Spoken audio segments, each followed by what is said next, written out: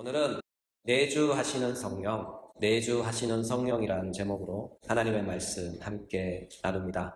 내주라는 말은 내 안에 산다는 뜻이죠.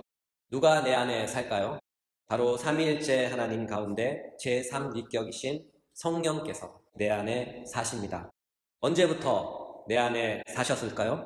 전도를 통해 제시된 구원의 진리에 관한 복음을 들을 때 성령 하나님은 영적으로 죽었던 우리의 영을 살리시고 우리의 마음을 열어 그 복음을 듣게 하시고 깨닫게 하사 믿음을 통해 그리스도의 복음으로 우리를 새롭게 창조하사 영적으로 새 사람, 영적 새 피조물이 되게 하십니다.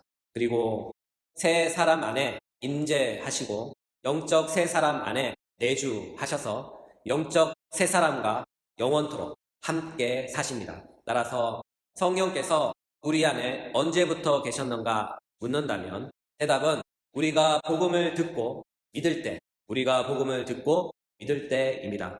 이와 같은 성령의 내주는 우리 안에 근본적이고 놀라우며 혁신적인 큰 변화를 가져옵니다.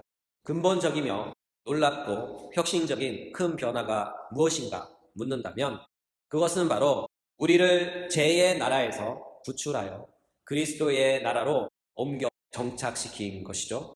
골로새서 1장 13절 14절 그가 우리를 흑암의 권세에서 건져내사 그의 사랑의 아들의 나라로 옮기셨으니 그 아들 안에서 우리가 속량 곧 제사함을 얻었도다.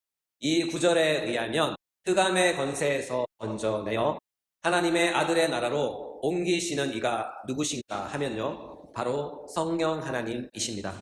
이와 같은 사실을 오늘 본문은 이렇게 선포하고 있어요. 로마서 8장 2절 이는 그리스도 예수 안에 있는 생명의 성령의 법이 죄와 사망의 법에서 너를 해방하였음이라. 이 본문 안에는 우리를 율법이 쏘는 정죄와 사망으로부터 우리를 해방시키는 분으로 해방자 대신 성령 하나님을 소개합니다. 사실상 사도 바울은 이 본문을 통하여 강조하고 있는 것은 성령 하나님께서 우리를 그리스도 예수 안에 있는 생명의 성령의 법으로 죄와 사망의 법에서 해방시켰다고 말씀합니다. 죄의 권세로부터, 흑암의 권세로부터 말이죠. 성령께서 행하신 그 과정을 오늘 본문을 통해 추적해보면 이렇습니다. 오늘 본문은 세 부분으로 나눌 수 있어요. 첫째, 그리스도 예수 안에 있는 생명. 둘째, 생명의 성령의 법. 셋째, 죄와 사망의 법입니다. 왜냐하면 한글 개역 성경에는 그리스도 예수 안에 있는 문장과 생명의 성령의 법이란 문장이 마치 한 문장처럼 보이지만 헬라어 원문상 그리스도 예수 안에 있는 생명과 생명의 성령의 법으로 나눠져 사실상 이 문장은 한 문장이 아니라 두 문장입니다. 그래서 이 부분을 자세히 살펴보면 이렇습니다. 예수 그리스도 안에 있는 생명은 예수 그리스도의 구속사역을 통하여 획득된 영원한 생명을 가리킵니다. 예수님은 우리에게 영원한 생명을 주시기 위해 두 가지 일을 행하셨어요.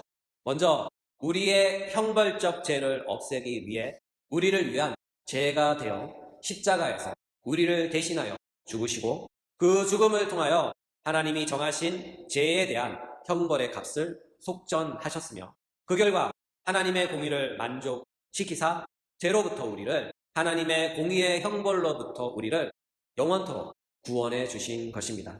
이와 같은 그리스도의 구속사역을 가르쳐 예수 그리스도의 수동적 순종, 예수 그리스도의 수동적 순종 또는 예수 그리스도의 고난받는 순종이라고 합니다. 따라서 예수 그리스도는 우리를 위해 십자가에서 고난받는 순종을 행하사 우리 죄들에 대한 모든 형벌을 대신 받으셨고 또한 우리를 대신하여 우리의 저주가 되신 것입니다.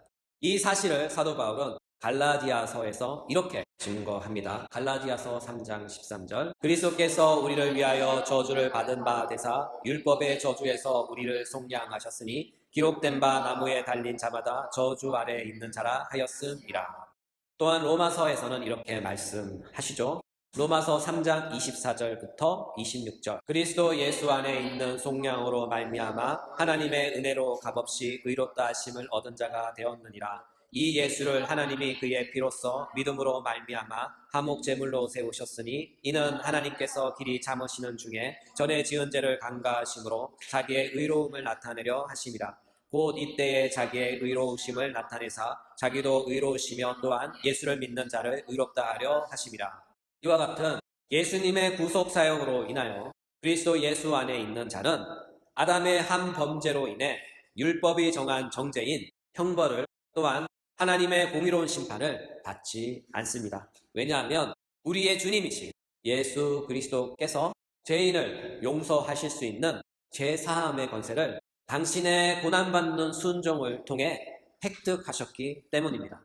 이와 같은 사실로 인하여 사도 바울은 오늘 본문을 통하여 이렇게 말씀을 선포하고 있는 것이죠. 로마서 8장 1절 2절 그러므로 이제 그리스도 예수 안에 있는 자에게는 결코 정죄함이 없나니 이는 그리스도 예수 안에 있는 생명의 성령의 법이 죄와 사망의 법에서 너를 해방하였음이라. 또한 우리의 주님이신 예수 그리스도께서는 우리의 생명을 위해 행하신 두 번째 사역은 이것입니다. 그분은 우리의 구원을 위해 능동적인 순종을 행하셨습니다. 이와 같은 능동적인 순종을 다른 말로 표현하면 율법 준수의 순종이라고 합니다. 예수님께서 능동적인 순종인 율법 준수의 순종을 통하여 하나님으로부터 획득하신 권리는 두 가지입니다. 첫 번째 것은 하나님께 접붙임되어 하나님의 자녀가 되는 양자권이며 두 번째 것은 그 양자된 자에게 주는 영원한 생명인 영생을 누릴 특별한 권리입니다. 이 두 권리는 죄인된 우리가 할 수 없었던 율법의 모든 요구와 율법의 핵심인 하나님의 의를 예수님께서 우리의 대표자가 되어 우리를 대신하여 우리의 자리에서 그분의 완전한 순종을 통하여 하나님이 원하시는 것을 성취하셨고 또한 하나님께서 바라시던 것을 모두 완전히 완벽하게 만족시키셨습니다. 이와 같은 사실을 성경은 이렇게 증거하고 있어요. 로마서 5장 18절 19절 그런즉 한 범죄로 많은 사람이 정죄에 이른 것 같이 한 의로운 행위로 말미암아 많은 사람이 의롭다 하심을 받아 생명에 이르렀느니라. 한 사람이 순종하지 아니함으로 많은 사람이 죄인된 것 같이 한 사람이 순종하심으로 많은 사람이 의인이 되리라. 따라서 우리의 주님이신 예수님의 고난받는 순종과 율법 준수의 순종은 우리를 죄에서 구원하여 의롭게 하며 영원한 생명에 이르게 하기 위한 순종이었습니다. 그러나 여기서 잠깐 주의할 것이 있어요. 우리를 위한 예수 그리스도의 고난받는 순종과 율법 준수의 순종은 단 하나의 순종 안에 두 가지 측면이라는 사실입니다. 다시 말해서 예수님의 고난받는 순종이 따로 있고 예수님의 율법 준수의 순종이 따로 있는 것이 아니라 예수님께서 우리를 위하여 우리를 대신하여 우리의 자리에서 하나님께 행한 사역과 순종은 단 하나이지만 그 하나의 사역과 순종은 우리를 위해 행하시고 완성하신 완벽한 하나의 일이며 완전한 하나의 순종이란 사실입니다. 그러므로 로마서 8장 1절에 있는 예수 그리스도 안에 있는 생명은 예수 그리스도의 구속 사역인 고난받는 순종을 통해 획득된 죄사함과 율법 준수의 순종을 통해 획득된 양자권과 영원한 생명권입니다. 우리 안에 내주하신 성령은 예수 그리스도 안에 있는 이 생명을 우리에게 가져다 주신 분입니다. 왜냐하면 예수 그리스도의 사역을 우리에게 적용시키시고 우리를 예수 그리스도 안에서 새롭게 재창조하시는 분은 다름 아닌 바로 우리 안에 내주하시는 성령이시기 때문이죠. 이와 같은 사실을 반영한 말씀이 바로 생명의 성령의 법입니다. 로마서 8장 2절 이는 그리스도 예수 안에 있는 생명의 성령의 법이 죄와 사망의 법에서 너를 해방하였음이라. 이 본문에서 생명의 성령의 라는 말은 문자적으로 생명의 영의라는 의미이지만 이 말은 본래적으로 성령 하나님을 뜻합니다. 이것은 성령께서 예수 그리스도 안에 있는 생명을 수요하시는 분이심을 암시하고 있죠. 에스겔서 37장 5절 6절을 보면 주 여호와께서 이 뼈들에게 이같이 말씀하시기를 내가 생기를 너희에게 들어가게 하리니 너희가 살아나리라. 너희 위로 힘줄을 두고 살을 입히고 가죽으로 덮고 너희 속에 생기를 넣으리니 너희가 살아나리라. 또 내가 여호와인 줄 너희가 알리라 하셨다 하라 하셨고, 고린도후서 3장 6절에는 그가 또한 우리를 새 언약의 일꾼이 되기에 만족하게 하셨으니 율법 전문으로 하지 아니하고 오직 영으로 함이니 율법 전문은 죽이는 것이요 영은 살리는 것이니라 라고 하셨어요. 이 두 구절에 의하면 마른 뼈에게 들어가 그 뼈들을 살아나게 하시고 우리의 영을 살리시는 분은 바로 성령 하나님이십니다. 따라서 이 본문에서 생명의 성령의 법, 생명의 성령의 법은 새 생명을 발생시키는 힘이시며 새 생명을 발화시키는 원리입니다. 성령님은 예수 그리스도의 구속 사역을 근거로 하나님의 택하심을 받고 부르심을 받은 자들에게 죄와 사망의 권세로부터 더 큰 성령의 전능하신 권세로 그들을 빼앗아 하나님의 백성으로, 그리스도의 백성으로 새롭게 창조하시고 새롭게 창조된 그들에게 새 생명을 부여하십니다.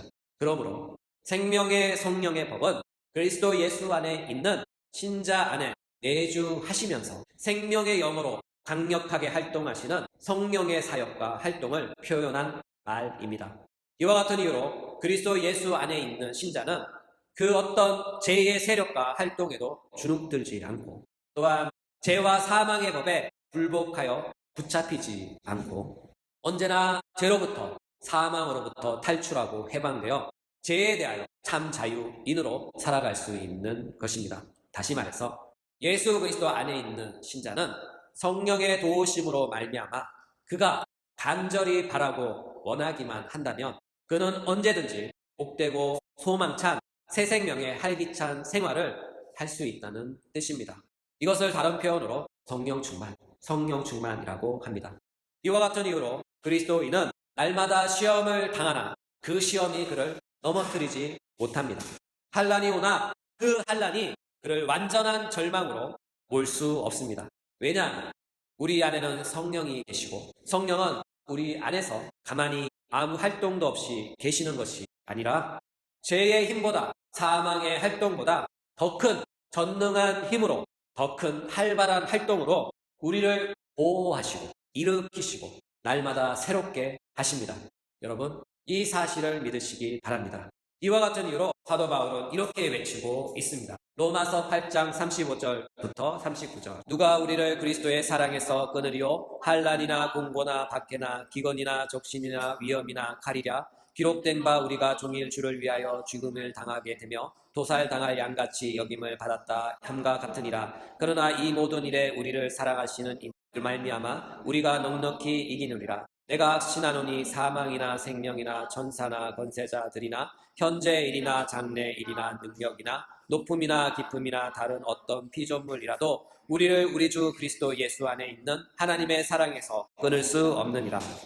사랑하는 여러분, 성령의 내주는 성령의 활동하심은 바로 이런 결과를 만들어내는 줄 믿으시기 바랍니다. 그렇다면 죄와 사망의 법, 죄와 사망의 법은 무엇일까요? 죄와 사망의 법은 사망 아래로 사로잡고 사망으로 나아가게 하는 죄의 활동, 죄의 힘이라고 할 수 있습니다. 이에 따라 아직 죄 아래서 죄의 활동을 받고 사망으로 직진하고 있는 사람이 있다면 그는 아직 그리스도인은 아닙니다. 왜냐하면 성령이 내주하시는 사람은 죄에서, 죄의 활동에서 해방되어 더 이상 사망의 길에 서 있는 사람이 아니기 때문이죠. 사실이 이와 같기에 그리스도 예수 안에 있는 사람은 더 이상 죄와 사망의 법과는 상관이 없습니다. 그렇다면 여기서 한 가지 의문이 생기죠. 거듭난 우리에게 여전히 율법을 근거로 우리를 정죄하고 낙심케 하여 죄의 비참함을 경험케 하는 율법과 우리의 관계는 무엇인가 하는 것이죠. 사랑하는 여러분, 죄에서 해방되기 이전의 율법은 우리에게 있어 하나님의 공의가 행해진 형벌적 심판입니다. 그러나 죄에서 해방된 우리에게 있어 율법은 더 이상 형벌로서의 법이 아니라 사랑의 법, 사랑의 법입니다. 다시 말해서 그리스도인으로서 하나님의 자녀로서 율법을 범하는 것은 나쁜 것이죠. 그러나 이것은 하나님의 사랑에 대하여 죄를 짓는 것입니다. 예를 들면 이런 것이죠. 이것은 부모님과의 관계와 같습니다. 우리는 가끔 부모님을 매우 실망시키고 부모님의 마음을 아프게 할 때가 가끔 있죠. 여기서 죄의 비참함의 성격은 부모님께 미안한 마음, 부모님께 송구한 마음입니다. 그러나 여러분, 우리가 부모님께 죄를 지었다고 해서 부모님이 여러분을 호적에서 파는 것을 보셨습니까? 현실에서도 그런 일은 절대로 없습니다. 자녀가 아무리 잘못했다 하더라도 보통의 부모들은 그 잘못으로 인하여 그의 자녀들을 말로는 100번, 1000만 번 호적에서 파낼지라도 실제로는 절대로 호적에서 그들을 파내는 일은 없습니다.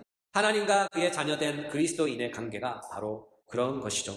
그리스도인은 육신의 연약함으로 인하여 율법이 정한 법을 때로는 아주 자주 많이 범할 때가 있어요. 그렇다고 해서 그는 율법의 정죄를 받고 다시 죄와 사망의 법 아래로 들어가는 것은 아닙니다. 그는 단지 하나님의 사랑에 대하여 애음망덕하게 행한 것이며 하나님의 마음을 몹시 아프게 한 것입니다.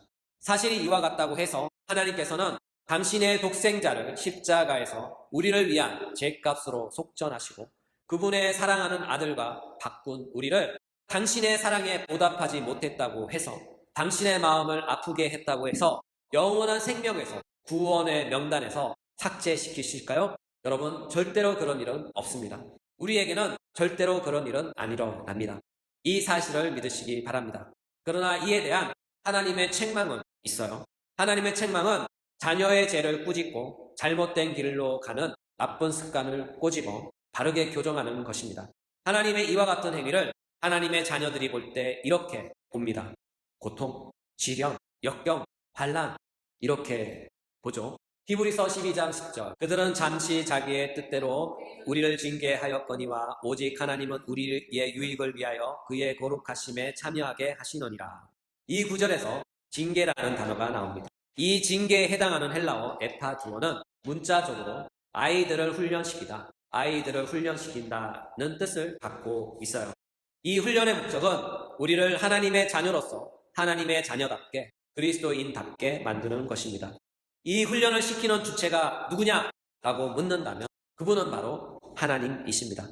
따라서 하나님의 자녀들이 율법대로 살지 못할 때, 다시 말해서 하나님의 사랑하는 자녀답지 못할 때 하나님은 당신의 사랑의 법인 율법에 따라 정죄하는 것이 아니라 징계를 행하십니다.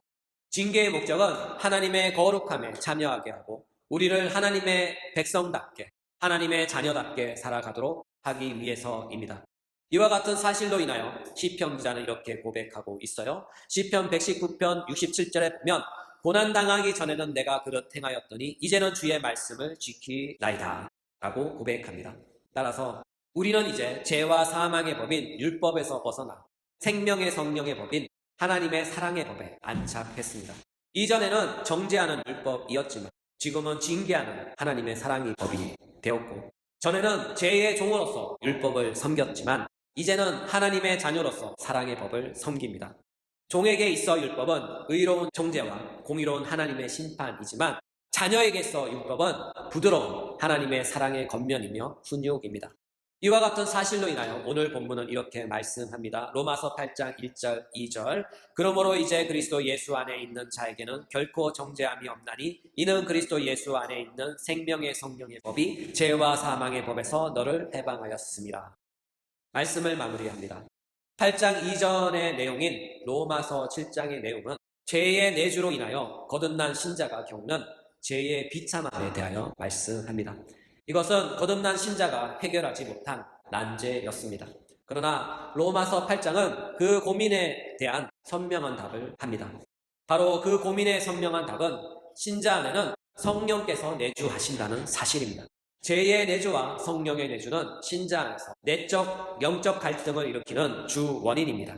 그러나 죄가 신자 안에서 아무리 강하게 역사한다 해도 죄의 권세보다 더 강한 전능자이신 성령께서 계셔서 죄의 권세를 무력화시킵니다. 여러분, 이 사실을 믿으시기 바랍니다. 이와 같은 성령의 내주는 결국 우리가 하나님의 자녀임을 증거하고 최종적으로 우리를 완전한 거룩함으로 이끄시며 마침내 모든 죄의 세력으로부터 구속하여 완전히 벗어나 참된 승리로 안착시킵니다. 아울러 우리 안에 내주하시는 성령은 우리가 하나님의 사랑의 법에 온전히 순종할 수 있는 능력의 근원이 되시며 모든 어려움과 환경을 견디며 이길 수 있는 힘이 되시는 줄 믿으시기 바랍니다.